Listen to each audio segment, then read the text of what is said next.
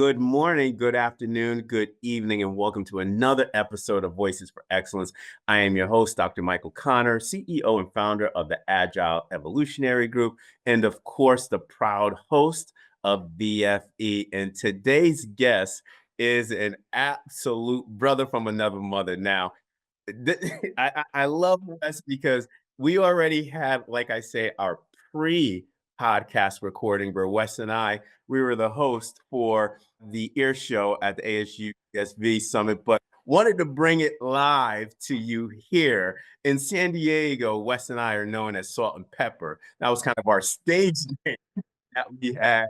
But when we get to it, what does Wes do? He is the administrator of innovation and artificial intelligence for the Orange County Department of Education, one of the leading voices in artificial intelligence, integration of AI in education. And also, I think just a thought partner for anybody across the country when it comes to digitalization, specifically with various systems within our operating model. But in all seriousness, Wes has been just doing the work for AI.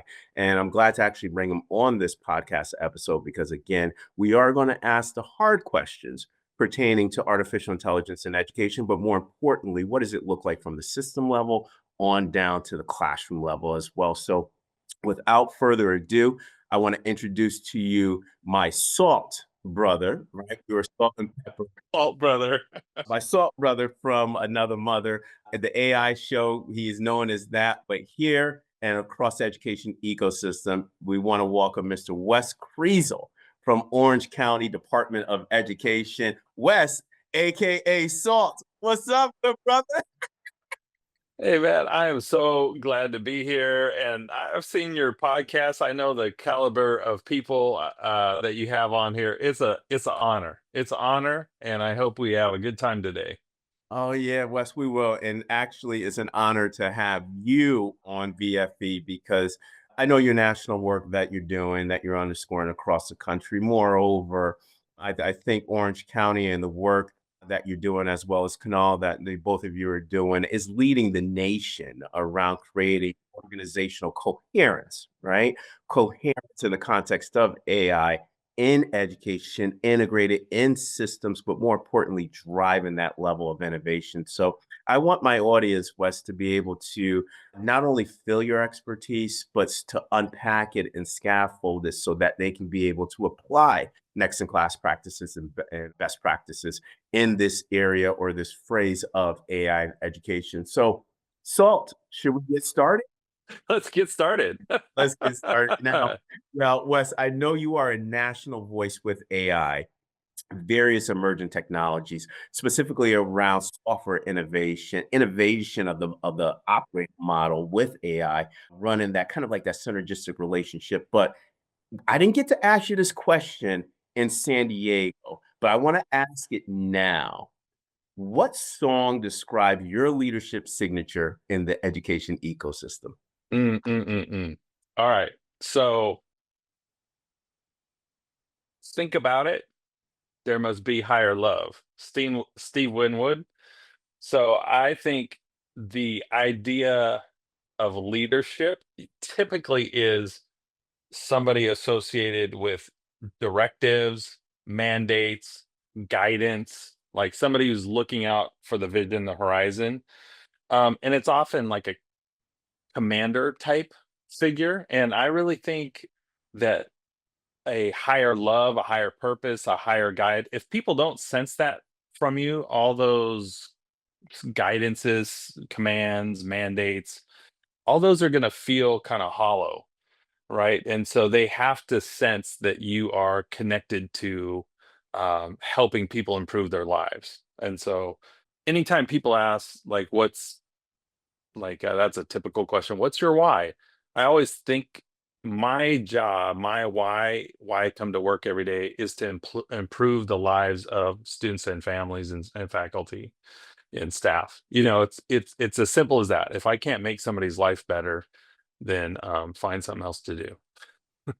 Yeah. Yeah. No, Wes, great response because there must be a higher love, right? And higher love, higher purpose and that commitment to improving the lives of, I like to say, most important customers, i.e., our families and students, and our most important practitioners, i.e., our leaders and our teachers. And I really love how you stated that, our why, kind of like that. I like to say that rhetorical question that we hear in education, whether it be from a cultural standpoint or even just an initial introduction, improving the lives of the people that we serve, our families, students, leaders, and teachers. And I think that's an essential question that we have to always continue to revisit and unpack because we're seeing various dimensions of the education ecosystem shift. And what we want to do is ensure that we are improving the lives of our most important customers, our most important practitioners in alignment to these radical shifts that we're seeing. Specifically, Wes, when we think about building AI literacy and fluency, we always have to ensure that we're improving the lives within those verticals in itself. Great response for that. But Wes, your work in the Orange County Department of Education, I always like to say it is a textbook version of the book Innovation by Design. What you are doing, just adding those various elements of AI. But you, as the administrator of innovation and artificial intelligence for the Orange County, and to my audience, Orange County consists of multiple districts that West provides facilitation, support, direct leadership to the superintendents and their individual teams and schools as well. So we're talking about not just one district, we're talking about multiple districts that West is providing AI innovation support. But Wes, in an elevator speech to educators or even, and I'm going to go to a different vertical that's outside of the education ecosystem, right? To give your work in an elevator speech, whether you're given a pitch to startup founders or whether it be traditional educators from leadership or even a classroom context, what is an administrator of innovation and AI, and how is this a critical position to leverage students and learning organizations for the 22nd century, moving beyond because of generation beta, the 22nd century? Yeah, that's a fantastic question. And I mean, my first instinct is to move beyond hype to meaningful use. Like right now, there's a lot of words flying around what AI is, what it can do. A lot of people who have are heading up companies that have taken investment dollars, and so there's a lot of pressure on them to sell a solution. And a lot of these solutions are not maybe terribly well thought out in terms of what is the meaningful use of it? There's a use of it, there's an use of it, but a meaningful use. So in our work, we always ground something in what is the interaction with the student look like? And I know there's a lot of fear right now about like putting students on an AI chatbot and having more screen time, and that's actually not what we look for. We look for how can AI be used in community to develop relationships between people to strengthen those human-centered moments that we care about and that we absolutely believe in. And so we have three pillars here that we talk about, and I'll mention them. Ethical integration, so just making sure we're not breaking any laws with data privacy. There's bigger questions about AI, how it's affecting the world, the water that's used in it. There's things like that we should be thinking about. But also ethically in terms of what do we do with the number of minutes where we have a student with us for learning. And so it's a layered cake if you want to if you want to think of it that way. But there's really two other pillars. One is innovating in learning, and the other one is workforce readiness.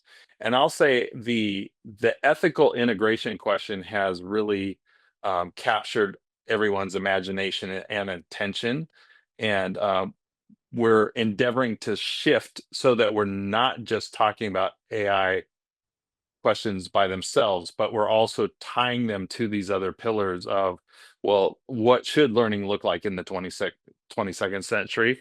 And what jobs are emerging? And how our industry is shifting so that we can advise our school districts so that they're not preparing students for things that are no longer a valid career for them. I just saw a stat last night. It hurts me, but it was like basically like your return on investment for your major, and it was, at the top was engineering and computer science, and all the way down at the bottom, it was almost like if you studied fine art, you were likely to lose money by going to college for that. And my wife's a writer, and we talk about starving artists, and it's a joke, it's a cliche, but like when you see the research, you're like, oh, that's actually true. That it's a very difficult proposition to make money by going into fine arts. The next one up from that was education. People who studied education were the least likely to make X number of dollars or X, factor of income. So when I was studying, I didn't have a grid like that. And money's not the answer to everything, but we have this research. And so how are we informing and to go back to the why?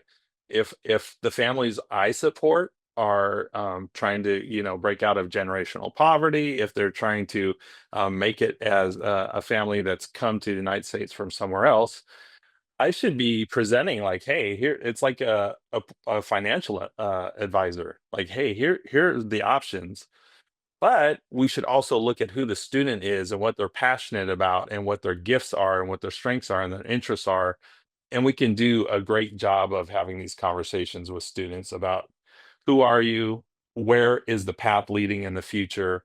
And actually, AI can do a great job with helping us in these conversations just by transcribing, analyzing, offering connections that maybe a traditional educator wouldn't see.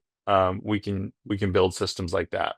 Truly appreciate that answer, specifically the phrase of you saying meaningful use, right? A meaningful utility of AI. But I want to expand on the three pillars that OC is unpacking and underscoring in their practices within all of your learning organizations within the county.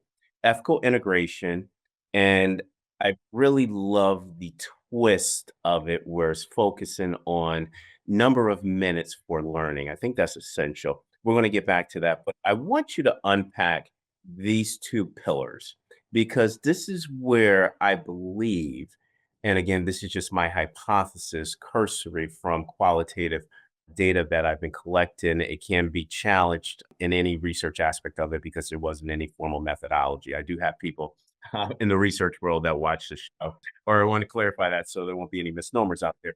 Innovation and learning and workforce learning and development. Okay. When I think of that, and then you started to elaborate on aligning these pillars to passion, strengths, and pathways.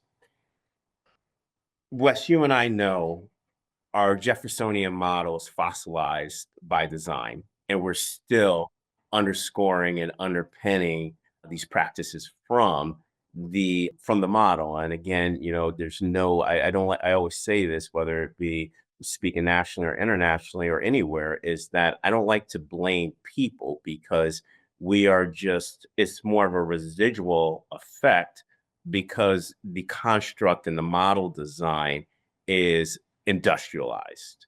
So when we think about innovating and learning, pillar two, workforce learning development, pillar three, focusing on students' passion, strengths, and then designing pathways, right, for our students that are personalized. How do we shift the model design to be in accordance to, let's say, these three pillars of ethical integration, innovative learning, and workforce learning and development? That's a radical shift, and it takes time, including mental models and culture. Where do we start, Wes? I'm glad you asked me that because I have a presentation next week where I'm trying to unpack all this for our county office leadership. So I'll pitch these two, and you can push back on me. I think we're doing a good job with the AI integration ethically. Like we're working on literacy lessons for students. We're working on micro credentialing and badging educators for AI fluency. Not worried about that. That that's new. It's different, but it's pretty standard. Like when the internet showed up, or technology, or digital citizenship, we have methods for this. Not everyone's as comfortable with AI and new technologies as I am, but I'm like, oh, that's pretty standard. So innovation and learning, this is to me the opportunity.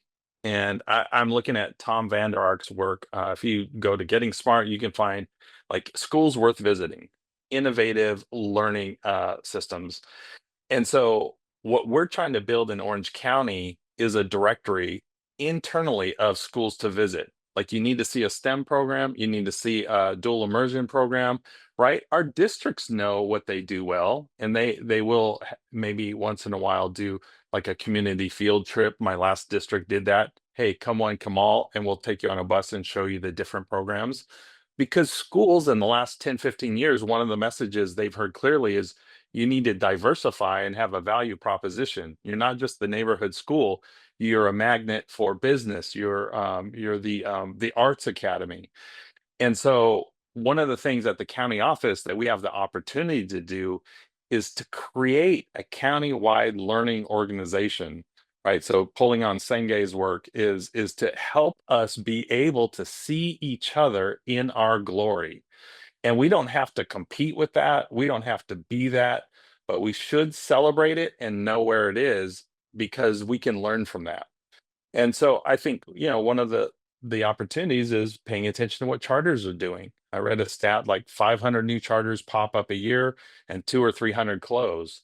So we should be paying attention to, like, well, what's going on with a charter that sustains over a year? Like, they're beating the odds, right? Innovation and learning, I think we need to develop a directory where we can send people and say, this is what a system looks like. It's like when a school gets a visitor, they go to the one classroom where, the classroom management's on lock, and the kids are engaged, and, oh, don't go in that other room. But, across the county, we need to go not just for orderliness or traditions of the past, but innovations. We should have a directory. Okay, so then workforce readiness, I think our job is to say, here's the trends, here's the research, and then show district leaders and say, you're already doing X, Y, and Z. Here's the trends in the research of where industry is going. Let's use AI to map out different possibilities, different scenarios to create a crosswalk or an articulation. You don't have to change everything you're doing, but you have to be. I mean, it's like if you just drove down the highway and you didn't ever looked at your GPS of where your final destination point is. You need guidance, and part of our duty in education is to get students to a profitable, and that's used intentionally, a profitable future. We don't want them just to be, educated and can quote Shakespeare, but they are not contributing to their families, financial success. That's real, you know? Yeah, yeah. Wes, thank you for that, because a directory of models is essential that we can actually see these next in class practices and practice in itself. But I really love the aspect for workforce learning development, workforce readiness. You're focusing on the trends and the research of the industries. And Wes, I've been stating that a lot these days, that, because I get asked the question, how do we design innovation for workforce development and workforce readiness? And I always say that what we need to do is essentially do industry analyses, market research, and look at what are the economic trends and patterns so that we can be able to design these pathways that are in alignment to workforce development for and workforce readiness in the 22nd century. That great answer, Wes. That was an amazing answer. And just to tie in one other element is industries are different in different regions. Like, I was at a CTE conference last year, and it was great information being shared in the LA area. These industries are emerging, and these are declining. But you go into a rural area and it's different. And so those organizations need to be aware of it. It's not one size fits all with the industry growth and also the decline. I mean, those are real things. Absolutely. I mean, Wes, one of the verticals that could be different from Orange County. I know that we're working with a district in New Mexico, and we're looking at rural entrepreneurship and defining what that looks like specifically in the industry areas for that state and that local economy. But Wes, I want you to clarify something for me, right? And as the education ecosystem, we're continuing to experiment. They use that word so much because I remember Wes in the BC stage of education before COVID, I would say experimentation or experiment from the aspect of R&D, L&D, research development, learning development. I would have people say to me, "You are not going to experiment on my kid. My kid is not a widget." And I would have stakeholders say to me, "How can you experiment? This is not a lab." But now we're actually using the word experimentation more willingly and autonomously, which is great. You were using that word 6, 7 years ago. I'm like, yeah, I know. But when we think about the ecosystem and their continuous experimentation with various AI tools, what are the biggest, Wes, misconceptions that we must address to achieve systems, as you were talking about with the three pairs, and instructional alignment, especially first pair, second pair, even bring it down to that third pillar that you were talking about. But how do we achieve systems and instructional alignment in our learning organizations to alleviate these broad misconceptions of AI in education? So I'm going to steal a concept from the superintendent in La Habra, Dr. Mario Carlos. We're having this phone call, preparing for a conference, a talk I was giving where he was going to share some insight, and I swear there's a direct quote. He said, "An organization needs two brains." And I was like, "Okay, tell me more about that." And so Dr. Carlos is like, "You need a governance approach to AI. Like you have to have a task force. You have to work on that policy document. You have to convene people. You have to have those meetings and follow that timeline, and it's got to be buttoned up and clearly communicated. And the other brain that you have to have is an R&D brain. You need a lab space, you need an experimental space, a play space, you need hallway conversations, you need AI on every agenda for every group from classified staff to principals to teachers. You have to, like he said, they just have to get their hands dirty, and getting their hands dirty and experimenting, to use your word, is not the same place as the governance space. And people try to do this both work in the same space, and it's going to fail. It's going to fail, so building both is it's as puzzling as having an organization have two brains. It could be the same people, but I would say it's you probably have different people who excel at both. Yeah, they need to talk to each other and report back to each other. But so I think that's one, and that goes back to that original the song question about higher love. Is we think in terms of hierarchy, and we kind of go up to like, okay, the superintendent's calling all the shots. But then when the superintendent says, "Oh, we need two brains," then you have to say, "Oh, that's a wholly different model that has a lot more love and compassion and like give and take than hierarchy and leadership." And I'm just going to be the one person who says everything for the organization. No, Wes, I love your answer and your response with that because when I think of that two brains that Carlos was talking about, I was automatically referencing, right, this distribute leadership model that underscores the principle of knowledge work, right? We're so used to that, as you stated, that hierarchy around managerial work, the highly structured, tightly coupled systems where the decision-making process is top to bottom, right? Where now, if you're moving to this two-brain approach around the governance to AI and lab space, experimental space with that, you're creating this continuous learning for innovation and autonomy to experiment, and you're guiding that facilitation. Huge shift. That right there is a huge cultural shift. Now, to achieve that, right, Wes, I'm going to continuously to ask you these questions, one word question, right? So that now we could continue to unpack your thinking. Two words: how and why, right? Why this two two brain governance, lab space, experimental space. And then again, kind of goes back to one of the questions that was just asked previously of how do we achieve that? Because we're always looking, as you stated, overlapping or interfacing when in reality it should be equilibrium between the both. Yeah.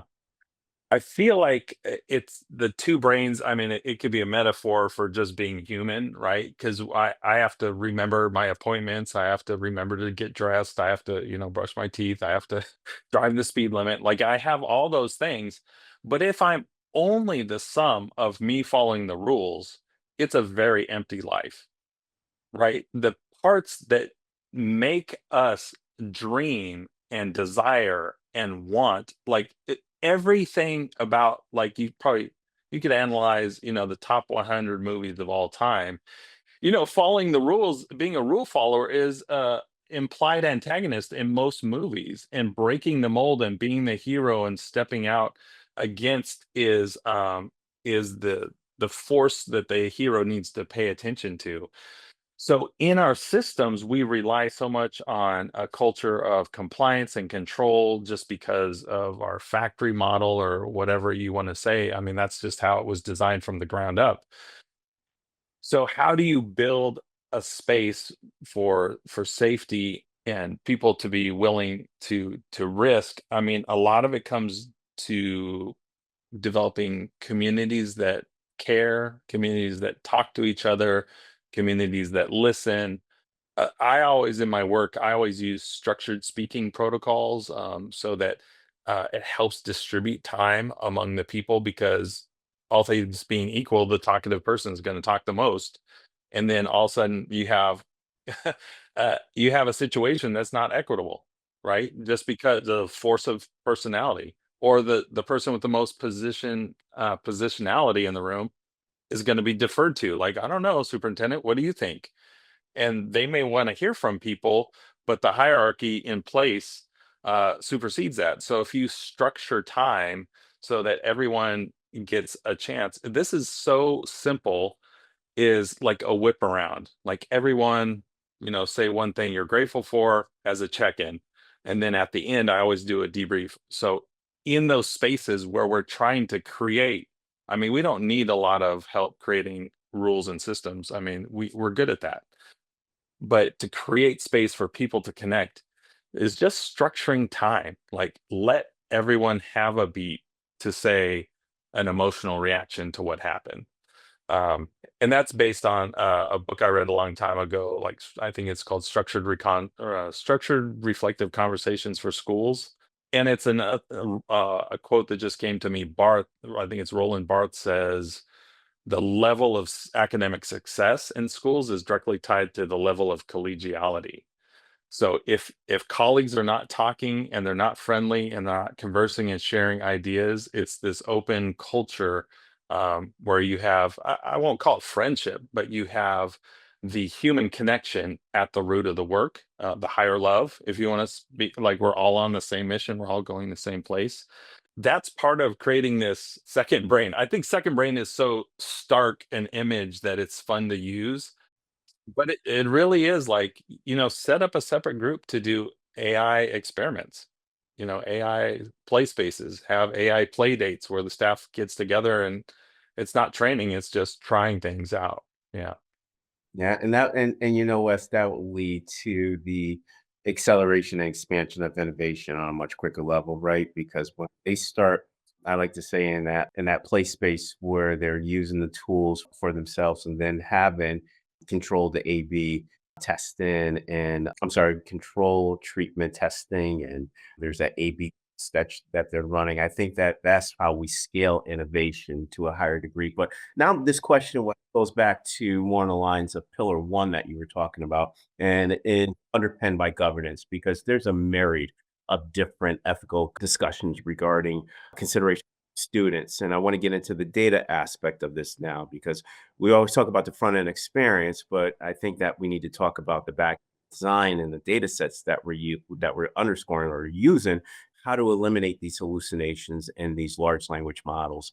And when we look at the deep fakes out there and the biases, we prompt specific statements or ask questions, within these platforms, and we get these outputs that, obviously contradict what we're looking at, right? So, Wes, how do we now, specifically in education, our vertical, with all of this stated, how do we eliminate risk?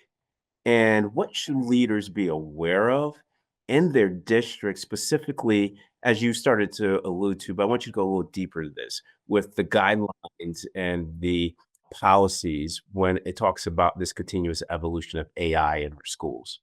I would point to a simple move by Santa Ana Unified School District is they put together a statement and it says right there, AI is going to continue to change. We will revisit this every 6 months. And it's such a simple move. And it's not a rhetorical move. It's a signal to the community that this is going to continue our vigilance. Like it's going to continue to demand that we be vigilant. And I think that that's good because the vigilance is on multiple levels, right? It's there's layers around student screen time and student whether the outcomes, the output is detrimental to students, right? There's been examples where an AI chatbot has told a student you should consider suicide or whatever. Like that should never be the case, right? We always have to be vigilant. But then there's larger, considerations that aren't about the single child. It's about, what's developmentally appropriate. Ed tech vendors and AI industries are going to say, "Oh, use it everywhere because it's amazing," but it's not developmentally appropriate. What is developmentally appropriate is that we develop our human attachments at a very early age, and that's important. And maybe screens and computers and things become more important as we get older, but we need to make those decisions. And then I think the on the other side, the programming side, the development side, the training the model side is where are the educators at the table in that. And I'm always curious what's the diversity of the organization programming the models and how are they even thinking? Like if they can't answer that question, like why is it that the whole team is white males programming this? Like if that's their approach just in their hiring practices, and you can go, well, it's just happened. We hired the best people, right? But that's not the way the world looks. And so you're recreating something already that doesn't match our school system. So getting educators into those discussions about who the people are and how the models are being trained, that's important. And these are ethical dilemmas, really. There's nothing out there that's like, oh, we can fix this just by doing what I just said, right? We're going to continue to ramp up the water usage because of the AI investment that's being made, and we're going to continue to have models trained and made behind closed doors where there's not enough transparency. But it doesn't mean you don't participate. This is now part of our civic arena, right? So you have to get involved. You don't close your eyes. You just have to go, okay, all right, let's look around the team. Who are we going to assign? We need a point person on, AI ethics, at the student level, at the system level, and at the, almost the global corporate level. You need a lookout, a scout, somebody to go and investigate, and that's not the total answer, but that's a start. That is great. No, Wes, that is. I was going to respond to you that that is a great answer, right? And you're one of the first individuals, of course, it would be you, to make a recommendation that educators be a part of the actual design, testing, and training of these models. Because Wes, you're absolutely correct. And now that Wes, I live in kind of like two different spaces, right? I live in our education space, the practitioner space, researcher space, but I also now live in this software design with engineers, UX design, psychometricians who are building these models. And Wes, I'm going to be honest with you, I don't see many that either look like me, that are, very minimal, right? Very minimal. I see that. And also, too, our brown brothers and sisters don't see them. And then women, I don't see, right? So, and I see this context of, why the end user had these output experiences, I look on the back end design and the individuals that are designing these models. And again, it's nothing against them. The individuals that are designing these models, they're bringing their implicit biases into the design, which how we get these hallucinations, how we get these big deep fakes within our models in itself. So I think it's very important that we do start including, even though there's a different, I always like to say this whole programming and big data analytics language is a different language, but again, we can be able to ensure that there's that level of interdependency.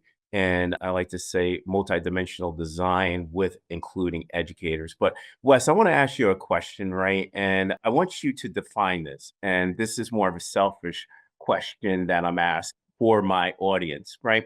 So define innovation in AI in the instructional model for learning organizations, right? Because what I'm afraid of, Wes, is that we have this misalignment. I love when Ken Sheldon, he came on a while ago, he stated that, we have this high level, or when we talk about Bloom's, we're at the top of the level with Bloom's taxonomy in the context of identifying different tools, but we're very low in Bloom's when it comes to instructional rigor. So we're seeing that misalignment, right? And I love how Ken Sheldon, shout out to you, Ken, for putting that in context. But how do we now, Wes, define an innovation in AI, create that alignment between technology and software and the learning needs of the students? Oh, that's a great question. And Ken's great, and I love like he can just stop a room with a sentence that people's like, I never thought of it that way. And they start crying and going, "What do we do now?" Okay, I'm maybe not going to answer the question, but I do have thoughts. So I used to hold on to the word innovation as the solution, right? I thought, systems of school have been set up according to kind of past needs, the factory model, all that. And so I really thought that's I mean, people say it's broken, but it's really doing what it's designed to do. We've also heard that. So I always thought like doing something new is the number one move to try to get a different output, like higher student engagement, better academic outcomes. The definition of insanity is, keep doing the same thing over and over. I was always like, do something new. And I thrive in chaos and change. Like that's where I get lit up and I start to see divergent connections that we didn't see before in a static environment. But I think I'm starting to think that that's not the right answer. And I think that the right answer might have to do with entrepreneurship. And I think entrepreneurship is just identifying a problem and thinking of a solution rooted in a community that you belong to. Like, I'm not really talking about like, hey, a corporation has an entrepreneurial endeavor they want to sell me. Wes, can you say that definition of innovation one more time for my audience? So I would say it's an entrepreneurial focus, right? Is identifying a problem and then identifying a solution for a community that you're a part of.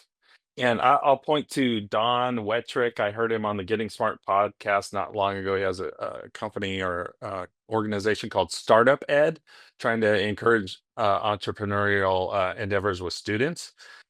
And my answer is two parts because I think students are half of the equation and adults are the other half.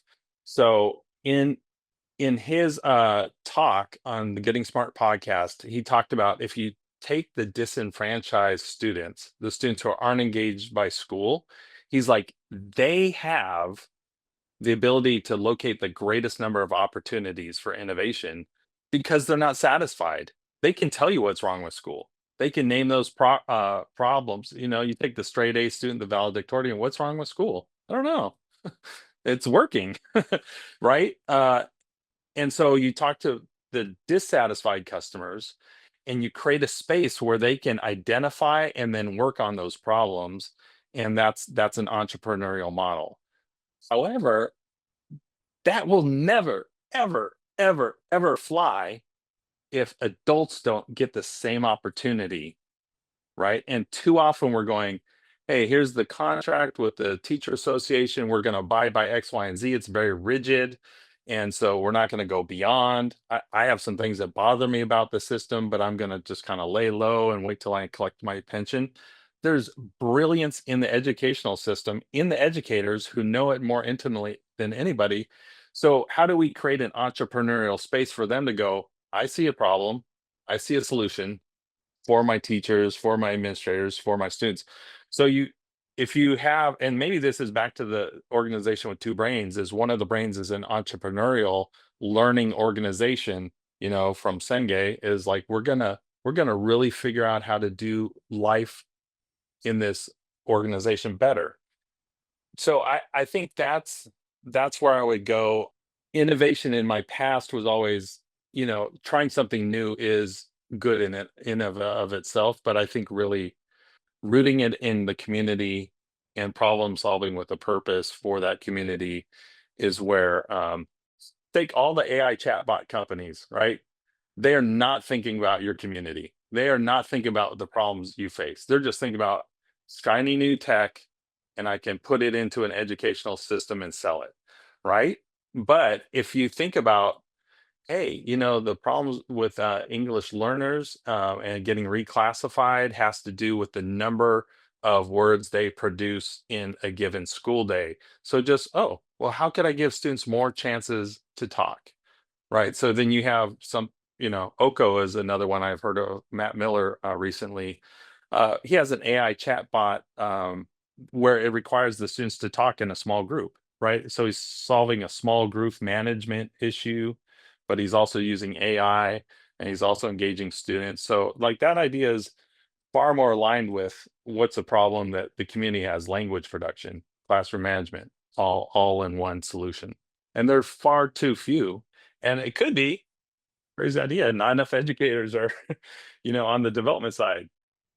Wes, 100% because, first I want to say this, Wes, thank you, because I don't know if you know that your answer just reassured me about the Agile Diagnostic and AI platform. I love that, Wes, because you said that it takes the community context in mind. And as I was initially designing this with Daniel and team, from a software standpoint, right, of development, the and the development process of it was taking into consideration the context of our communities, right? The context of our students, of our practitioners, and really being that facilitated empowerment tool for those community of leaders to make systemic and meaningful change. I love the aspect, and as you were presenting, I'm like, wow, and I'm going to explore this. Can the 21st century definition of innovation in education be challenged with a 22nd definition of entrepreneurial innovation in education, and part and parceling that? But I really love that really simple definition. That's why I had you repeat it. Essentially, identifying a problem, identifying a solution within a community to be able to continue to iterate around that specific prototype. I know I'm using a lot of that language. I apologize, but you're making me think. This is probably going to be one of your hardest questions that anybody's going to ever ask. All right, Wes Kriesel, this is going to be very hard. I'm only going to limit you to 3 words. 3 words, so 3 words. You can't go beyond that. Now, we have some rule breakers from the past where they go 3 times whatever, 3 by the 20th fifth power, 300 words in. So, Wes, I'm giving it to you. So, take it as it is. So, what 3 words do you want our audience to leave with regarding this new predictive trend, right? The economic trends with AI in the AC stage of education, and AC stage of education, mean after COVID-19. Number one word, fluency. People throw out literacy with AI. That is bare bones, bare minimum. You're just trying to be compliant, get the kids their 3 lessons like we did with digital citizenship. Literacy doesn't help me when I travel to another country. And believe me, AI is another country. There's so much landscape there. You can't even imagine what's there. So you got to be fluent. When you get there, again, it's back to the entrepreneurial scenario I described. There's a context and a community, right? AI literacy suggests AI is academic, and we can just handle it with some, decoding skills. But to be fluent in AI, you're going to a place you haven't been, and you have to communicate about how you want to get to where you're going. So it's about purpose. Equity. I'm going to just quote our superintendent here. He's in a wheelchair, and he's like, "Should I give everyone wheelchairs because I need one?" Right? He just called it out. He's like, just doing things equally is not the approach that makes sense. And he highlights it with that wheelchair. And my sister's in a wheelchair, so like I think, I that resonated with me a lot, right? And so equity is being strategic, savvy, and socially connected to the context to know what needs are, right? So that's my second word. This is aspirational. It's humanity. It's the number one way that we go into an AI future with joy is holding tight to the things that we love, right? We love each other, we love our families, we love eye contact, those things that we enjoy. It's weird, joy. We don't have a metric for joy, but when you walk into a school where there's joy, you feel it. When you walk into a school that's more focused on compliance than curiosity or one of these other, you know, approaches to learning, you feel it. Yeah. So maybe we need a joy meter, an AI joy meter for the future. I'm gonna add that as a fourth AI joy meter. All right, but you the three words of fluency, equity, and humanity. It equates to high level success for students, Generation Alpha, Generation Beta in the 22nd century. Great having you on VFE, Brother Wes. If any of my audience members have follow-up questions or want to go deep with, the three pillars that you're underscoring within your districts or with your districts in Orange County, how would they be able to get in contact with you? That's my email address, WKRIESEL at OCDE.us. Simple as that. Drop me a line, and yeah, I'll respond. I read my email. AI reads some of it. AI reads some of it.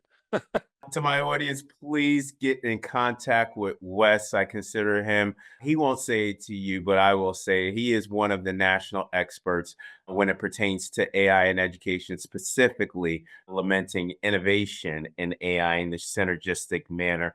Wes, it was an absolute honor to have you on VFE. Brother, I miss you. I think we're going to have to try to do it again at the AI show because Okay. I listen, we're gonna have to listen. Michael, if you're listening out there, yes, bring us back, right? That was Part two. fun. That That was was fun. fun. Part two.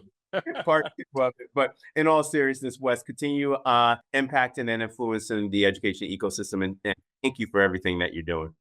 Thank you, sir. Always a pleasure. Always a pleasure. And on that note, onward and upward, everybody. Have a great evening.